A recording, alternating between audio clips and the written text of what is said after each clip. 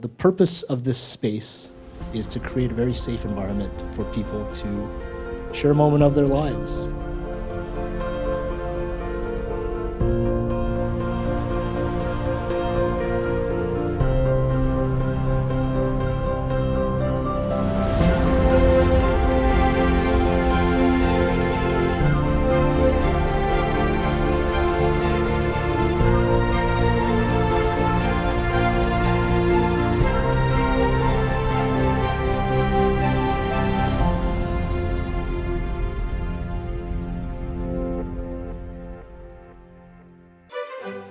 Located one block north of St. Paul's Hospital, Downtown Denture Center features complete and partial teeth restoration options. With 35 years experience, Anthony Chung offers mobile services and emergency repair consultation 24 hours a day. Downtown Denture Center, just off Nelson at 970 Burrard in the lobby of the Electra building. My name is Fender Benavides from Drive Motors in Quillam, serving the Filipino community for the past 4 years. Whether you're looking for a minivan, car, truck, SUV, or a crossover, guaranteed financing available. I am here to help. Salamat po. Cowley & Company, car accident lawyers representing personal injury and disability victims in the Lower Mainland. A former chiropractor, Lee Cowley has more than 20 years' experience as an attorney in BC. Locations include Abbotsford and Burnaby, with a head office in Surrey, on 104 Avenue at 138th Street. Foodie World presents Philippine Street, featuring a large selection of Filipino foods, from imported non-perishable products to both packaged seafood and locally caught and very much alive. Foodie World is 75,000 square feet of worldly groceries situated in North Richmond.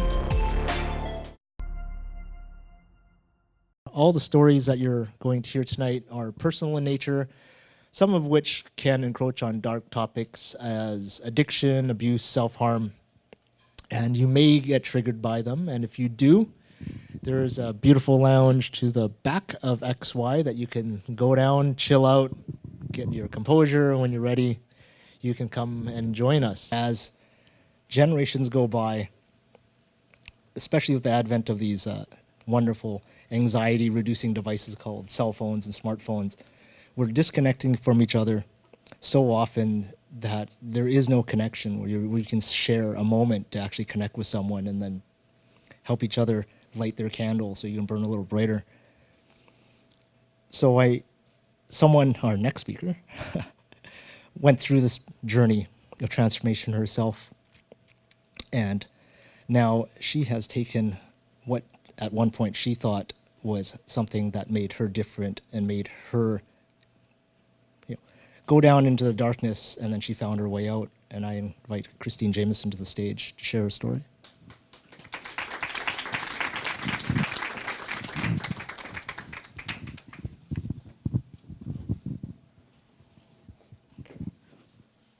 Oh, those lights are brighter up here than I thought. Oh, hi, everyone. Hi, so it's my first time speaking here, but I've had the amazing opportunity to speak all across BC. I was recently crowned Miss British Columbia, which is a very random thing. Thank you. Yeah, I didn't know that still existed either. So when I was 16 years old, I was walking home from school one day and I felt like I hit a wall, like physically hit a wall. And all of a sudden I was lying on the floor crying in pain and I had no idea what was going on. And I started hearing everything was loud and quiet all at once, all at the same time. There were voices that were yelling at me, and yet no one was there. And as I started to come out of it, and as the pain started to subside, this dread washed over me, and this sadness washed over me. And I didn't know at that point that that would be a turning point in my life.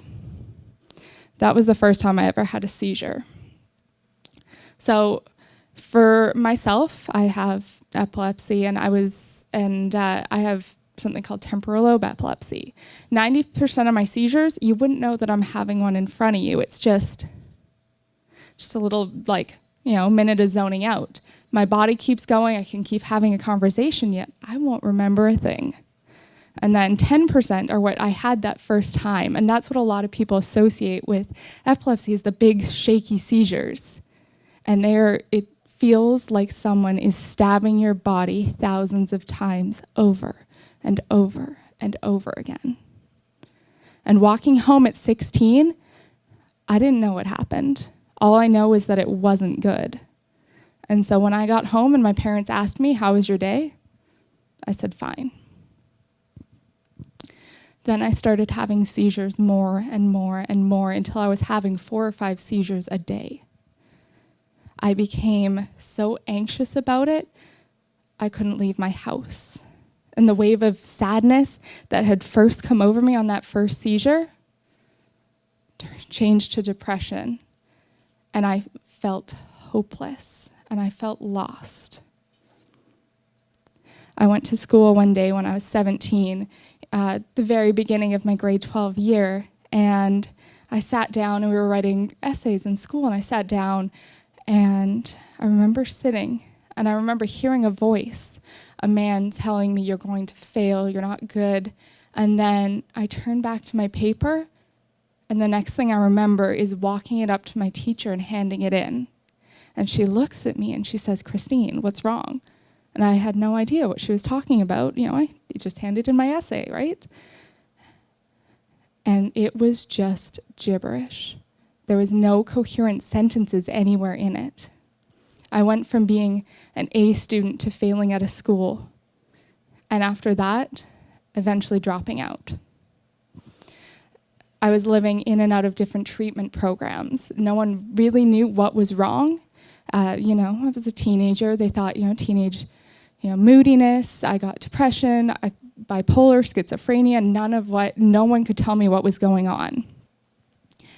But finally, at 18 years old, the doctor sat me down after an MRI and an EEG, and I'd been hooked up to machines for weeks. And he said, "Christine, you have one of the worst cases of epilepsy that we've ever seen. It's never going to go away, and we can't tell you that it's ever going to get any better." He told me it would affect my everyday life. For most of my life, I won't be able to drive. I won't be able to work many different jobs, because what happens if you're on a job site and you have a seizure? I learned that I would probably never be able to have kids or have a family, and that every single part of my life was now shaped by this one thing. And I remember my parents taking me back to their house and sitting on my bed and saying, "What now?" And I put on my running shoes and I went for a walk. And I didn't know where I was going or what I was doing. I just knew that my feet would take me to where I needed to be. And I walked and I walked and I walked and I walked for 5 or 6 hours. And I ended up on the top of Quarry Rock in Deep Cove, sitting on the edge, just staring down and saying to myself, "You know what? If I just push off now, it's over. There's no more pain. It can all stop. I won't be this burden on anyone else anymore. I don't have to worry about it." And for that brief second, all the sadness that was in my heart and in my mind just lifted. And I am so glad that it did, and I'm so thankful that fate said and knew that it wasn't my time. Because from that moment, it was the decision that, yes, this is you, and this is who you are, but the life only hands you these challenges because it knows that you can handle them, and it only takes you to the very bottom of the barrel because you can rise to the top. And it's only because you know what it's like to feel that worthlessness and that helplessness. I can't describe what it's like to want to jump off the cliff. It's until you're in that moment and you're like, "I can't do this." But it's only once you've been there that you can stand on the very top and you can help people up from there. And that's basically what I do. Thank you, everyone.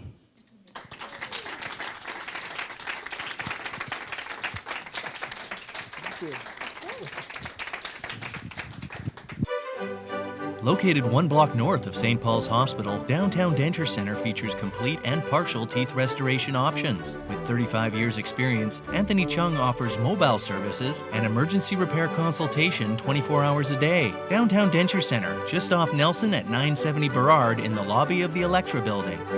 My name is Fender Benavides from Drive Motors in Quillam, serving the Filipino community for the past 4 years.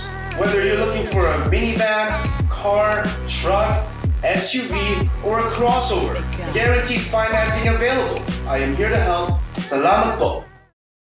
Cowley and Company, car accident lawyers representing personal injury and disability victims in the Lower Mainland. A former chiropractor, Lee Cowley has more than 20 years experience as an attorney in BC.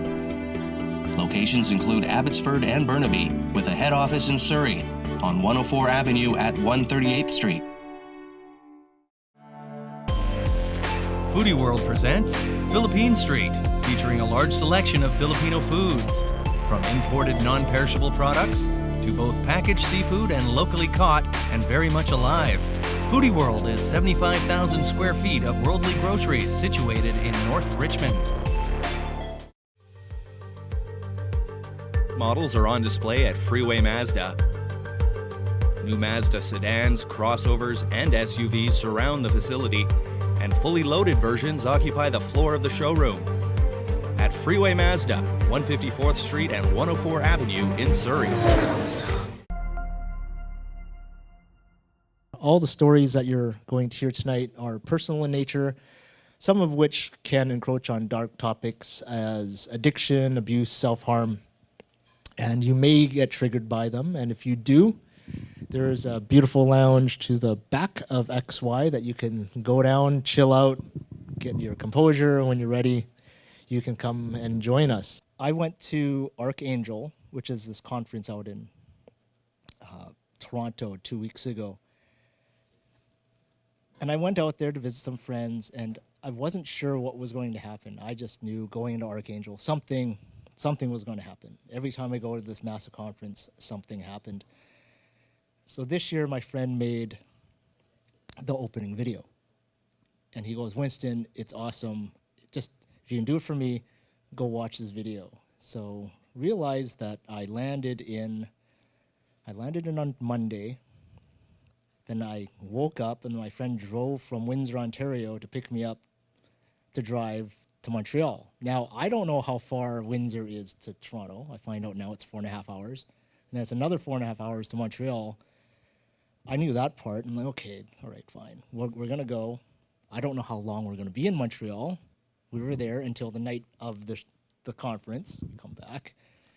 And I'm on a time shift and was waking up early every day. I was wearing brand new leather shoes. She said she wanted to walk. 33,000 steps every day was a lot of walking.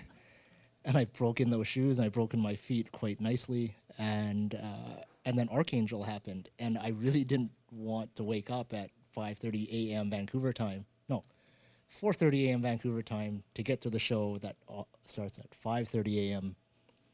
Vancouver time. So I'm sitting there, and I said before I went down the escalators to the conference center, I said, looking up, "I'm open to any and all experiences that you have prepared for me. I'm just going to let it go, and whatever happens today happens." So the lights go down, the show starts, and the video happens. And it's a 3-minute video. 2 minutes into this video, I had tears coming in my eyes, and for the first time in my life, now I'm gonna pause it there, and I'm gonna go back. I coach people, I help people with their story. I tell people, you are not alone. The whole purpose of this show is to tell people and make them understand that they are not alone. I try to embody that, but to be frank, in my heart, if I go deep enough, there was a bit of me that didn't believe it. And I go, you know what? You're different.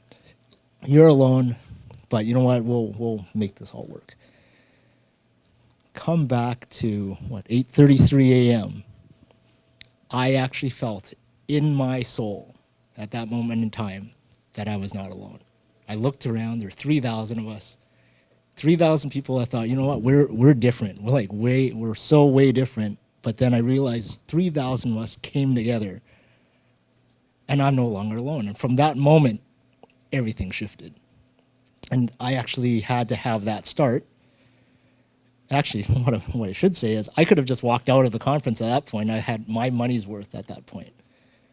But every speaker that came up, every keynote that was presented crushed a bit of chatter that was in my mind of, oh, I should do the show like how they do the show. Oh, first speaker goes, it's good to be different, but it's better to be completely different. Like, the more different you are, the better off you are in business. Like, you have a massive strategic advantage. I'm like, okay. So the next one was about focus. The next one after that was about purpose. The next one after that was about putting more of you into whatever you do, because the more you put into it, no one can duplicate you.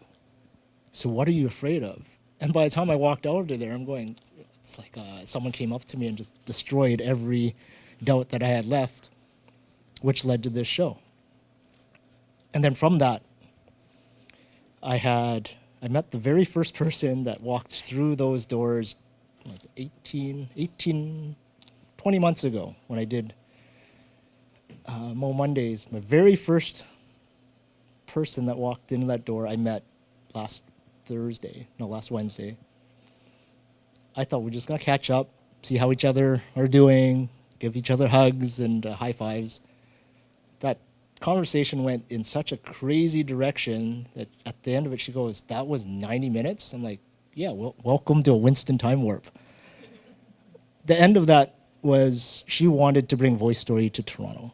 And November 25th, Voice Story will actually happen for the very first time in Toronto, Ontario. So we're gonna see how that works out. And where I wanted to go with that, and the first couple of speakers I'm going to introduce are going to tell their version of it. But up until then, as I shared with you, if any of you have sat down and worked with me, I would listen to your story, and we would go down and follow the breadcrumbs and go down to a place where you feel that you're different, you don't belong, and you're all alone. And I will make you aware that that's not the case, and you will blink your eyes and go, oh, that's awesome. Thank you, Winston. That's great. But I didn't believe it myself, and I just admitted that. So from me calling bullshit on myself and facing the facts, I'm going to introduce our first speaker who called bullshit on herself recently, and invite Andrea Hill to the stage to share her story.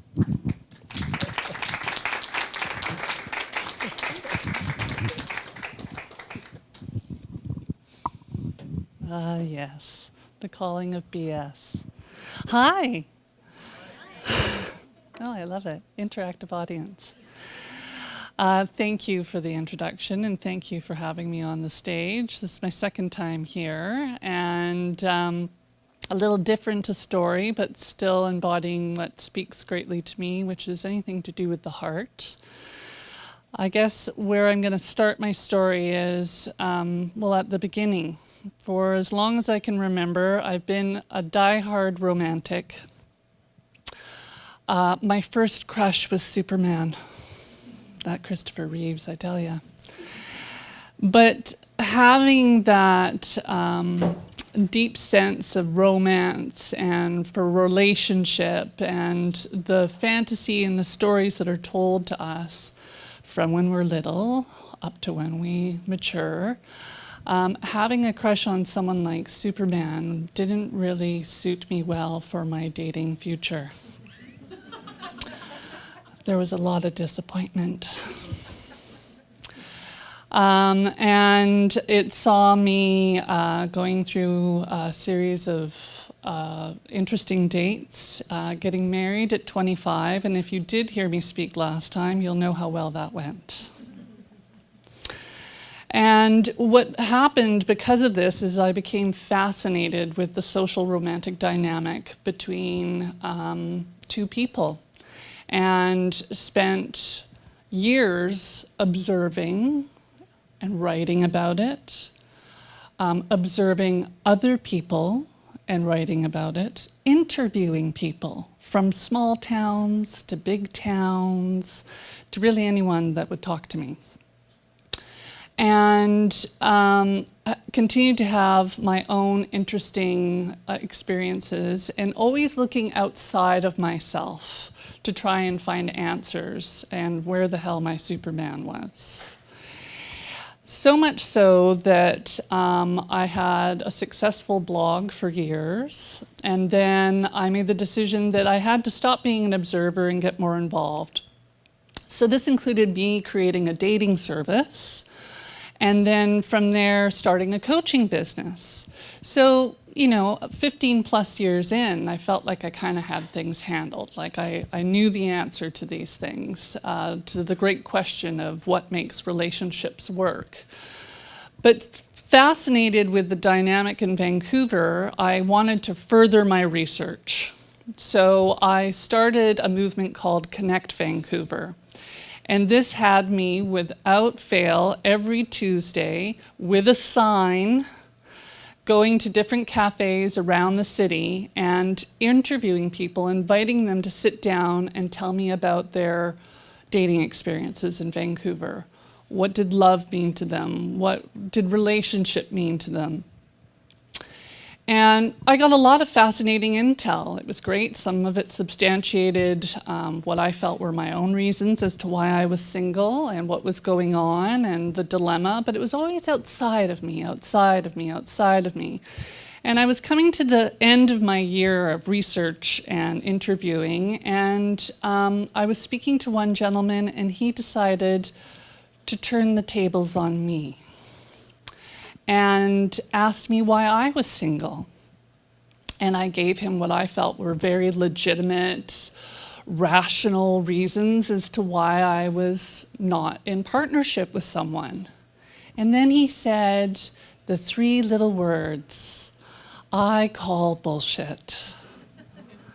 So the girl that had spent years of research and writing and had her own service and was helping others with their romantic life, immediately went into righteousness and stood up a little taller on my high horse and got defensive. And thank God I've done enough work to know that when that happens, well, really the jig is up, because someone's pushed into something that has a semblance of truth to it.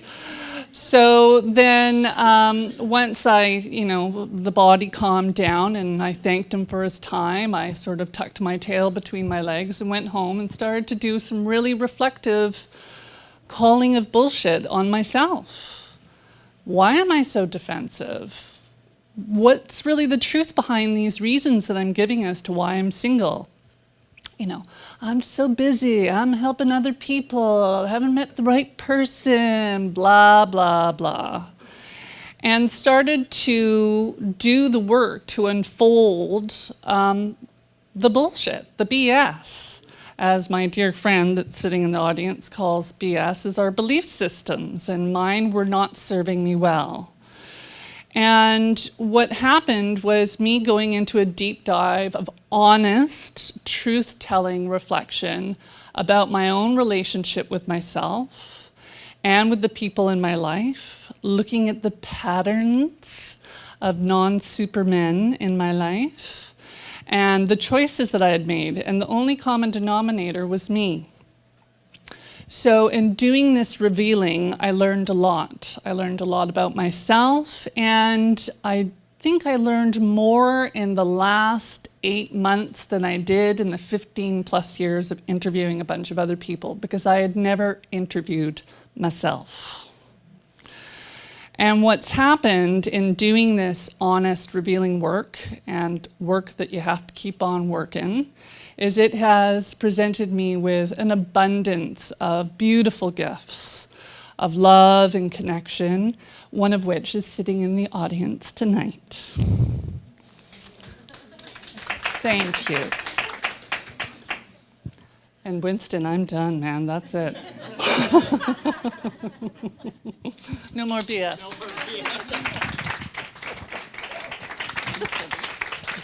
I was hoping for a tale of the wonderful man in the audience. Next time.